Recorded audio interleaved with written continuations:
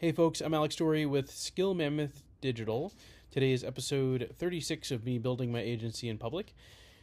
And it's really just an accountability exercise for me to just do the things I need to do to make my business bigger, better, and better. You get to see the good and the bad and the ugly of me building this business. And I don't know if you can hear this, but my dogs are eating and drinking water and stuff. But it's very distracting for me. But anyway, every single day I ask and answer these 4 questions. How much money did I make? What am I doing to get more of it? What am I doing to keep it? And what am I doing to fix the business? AKA revenue, sales, fulfillment, and strategy. In the last 30 days, I made $33,834. My MRR is currently at $12,889. People keep asking why the discrepancy. The revenue is total revenue that includes build fees. Typically, my agency does a build fee, and then we have monthly recurring after the fact. So if I don't make any new sales in a month, I'm only going to be getting the MRR on that right-hand side. That's why my goal is to get it to 18K by November 1st. So even if I take my foot off the gas, don't make any sales in a month, then we're still going to get 18K. So that's kind of my goal by November 1st. So on to the next question, which is sales. It's the weekend, so I don't do a lot of cold email. I took my daughter to the Paw Patrol playground and rode the Ferris wheel and whatnot. But so I don't send on Saturdays, but I did get a positive reply, and I responded to them already, which is great. LinkedIn, I've got HeyReach cooking, so 25 connection requests. I got like 3 accepted today, DM'd one person, to kind of like hopefully take them to the next step. And I bought another 21 inboxes. So Instantly is doing like a free domain promotion. So I bought another 21 inboxes from them.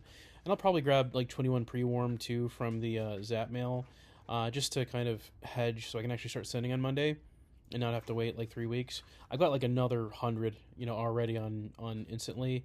And the last batch that I just bought should be warmed up to start sending on Monday. I think they'll be at 3 weeks on Monday.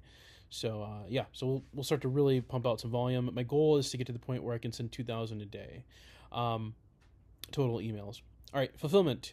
So no new client tasks moved today, but a lot happened under the hood. So I did a lot of strategy today, which I'm going to talk about right now. So basically, the first one is leads, right? So my previous way that I got leads, now keep in mind my target addressable market is not very Apollo friendly. Apollo is great for folks who actually put like their jobs on LinkedIn and career individuals. I would say like white collar jobs, professional services, agency staffing, recruiting, those kind of places. But it's not the best for like local service businesses. So typically, how I get my leads is using Appify, and then I use the Google Maps crawler to grab those leads, and I use enrichment to then find the ones that didn't have email on their websites. And then I filter it by Google inboxes only because I've just not been having a great experience getting to the actual primary for Microsoft inboxes. And it's been expensive, about like 5 cents per lead, which can add up, especially if I want to get to the goal of sending 2,000 sends a day. So today, I just built my own scraper, right? So I got a server, got some proxies, and it's like, just in my testing, it's 0.14 cents. So it's like 35 times cheaper than, than the previous way I used to get leads, which is pretty nice. And makes that 44K emails a month affordable. My TAM is pretty massive, so I can, it's literally every home services business, and there's like probably 22 trades that, we can service. Obviously, I do better in certain industries just because it's an easier ROI play, but my TAM is massive, so I'm not really worried. So I can just, now with this, with 0.14 cents per lead, which is $0.0014 per lead, I can just get a metric ton of leads. Anyway, all right, so the next thing that I want to talk about is something that I always tell my clients, which is to automate before you delegate. And if you've been watching this series, this is something that I've been having my eye on for the longest time, just because fulfillment is kind of sneaking up, especially as I close more deals. I don't want this to go away from me and become something that keeps me away from sales, because it's not necessarily hard. It just takes a lot of time. So what I did is I work with Claude and Whisperflow, and I just yapped for like 30 minutes about all the different processes and steps that I take when I build a website for a client, all the way to SEO delivery, onboarding, all that kind of stuff. And it was 55 total steps. And, using that map, I was able to kind of break it down into like a future plan, right? So I think 35 of those 55 steps I can have completely automated, just by making sure that I have the right APIs and automations set up, just because it really is just swivel chairing and like moving data from one tool to the next. So I can set about 35 of those steps.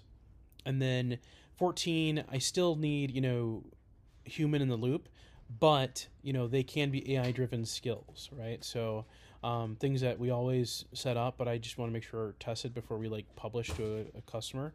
And then I think 4 tasks are human driven, mostly design stuff, but they need to be human driven. And then 2 steps need client input. One of them is bigger than the other, right? One is just getting me all of the credentials and, sharing any photos that you have from your business, which is a massive task. That's a lot of cat herding to get clients to do that. And the second task is a lot easier, which is here's a website, tell me what you like, what you don't like, and then we'll do the revisions. So that's kind of it. But I've already shipped just today a lot of the onboarding automation. So right now, before, believe it or not, it was a little bit manual going from someone purchasing from Skill Mammoth to their client portal being set up. Now that's all automated. And really, like, I don't have to do, once they sign, they're pretty much all set until we do the kickoff call. And at that point, really, the kickoff call is just going to be me just reminding them, okay, you got your onboarding checklist and you didn't do these 3 steps. Let's just settle it on the kickoff call. And then we can go from there. So this should be pretty clean on the next set of onboardings that I do. Awesome.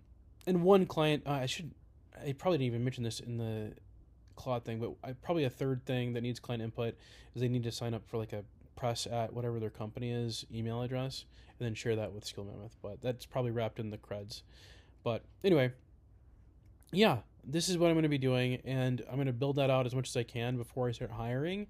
And, that way I have documented skills, real SOPs, and I'm not just saying like, hey, can you help me with this, and not really have it fully mapped out, because that's always something that I've struggled with when I hire is like, I need help, but like, I just can't really give them the best direction. But if I can literally say, hey, this is every single step, and this is where humans plug in, this is where you just prompt AI to do things, here you go, right? That should be fine. So last thing I want to say is, when you systemize before hiring, what surprised you? How much was actually automatable versus what genuinely needed a human? Let me know. But yeah, keep on watching, like, subscribe, all that fun stuff. And yeah, give me any tips that you have around this. Bye for now.